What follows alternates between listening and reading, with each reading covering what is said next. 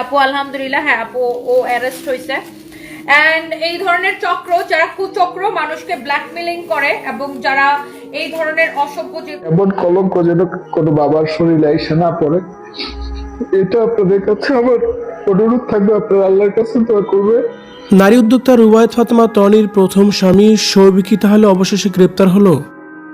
নতুন করে লাইভে এসে শোয়েবকে নিয়ে রুবায়েত ফাতেমা তনি কি বলছে, শোয়েবকে নিয়ে ভবিষ্যতে কোন পথে হাঁটবে রুবায়েত ফাতেমা তনি? ভিউয়ার্স, এ বিষয়ে জানতে সম্পূর্ণ ভিডিওটি দেখে সঙ্গেই থাকুন।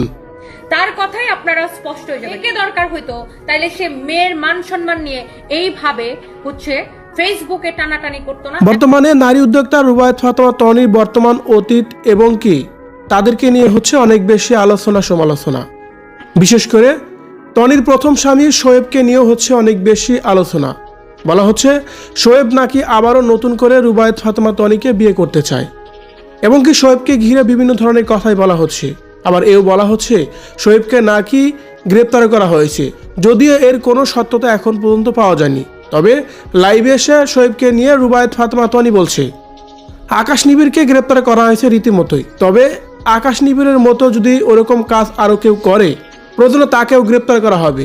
তবে আকাশ নিবিড়ের পুরো একটি চক্র আছে, তার সাথে জড়িত আছে তার প্রথম স্বামী শোয়েব এবং কি মৌ সুলতানা। ইতিমধ্যে মৌ সুলতানার নামেও মামলা দেওয়া হয়েছে।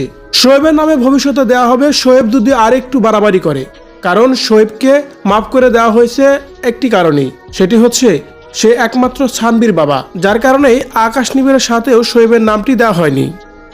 এ সময় শোয়েবকে ঘিরে তিনি আবারও বলেন, হঠাৎ করে এত বছর পর শোয়েব লাইভে এসে এসব কথা বলার উদ্দেশ্য শুধু একটাই, সে চায় যে আমি যেন আবারও তাকে বিয়ে করি।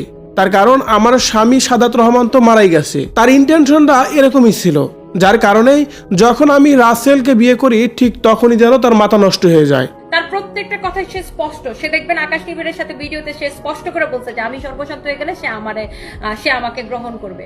এ সময় শোয়েবের কাছে প্রশ্ন রেখে রুবায়েত ফাতেমা তনি বলে, আচ্ছা আমি যদি তার কাছে ফিরে যাই তাহলে সে যে বর্তমানে বিয়ে করেছে তার স্ত্রী আছে এবং কি দুটো মেয়েও আছে, তারা কি করবে, তারা কোথায় যাবে? তাহলে তাইলে সে যে বিয়ে করছে তার যে দুই মেয়ে আছে তাইলে তার বউ কই যাবে সে যে আমাকে গ্রহণ করতে চাই? এভাবে প্রশ্ন রেখে কথাগুলো বলছিলেন রুবায়েত ফাতেমা তনি। ভিউয়ার্স, সানবীর বাবা আবার রুবায়েত ফাতেমা তনিকে নাকি বিয়ে করতে চায়, যার কারণেই রুবায়েত ফাতেমা তনিকে নিয়ে এভাবেই উঠে বেরো লেগেছে প্রথম স্বামী শোয়েব। রুবায়েত ফাতেমা তনির এসব কথা নিয়ে যদি আপনার কোনো মতামত থেকে থাকে কমেন্ট করে জানিয়ে দিন কমেন্ট বক্সে।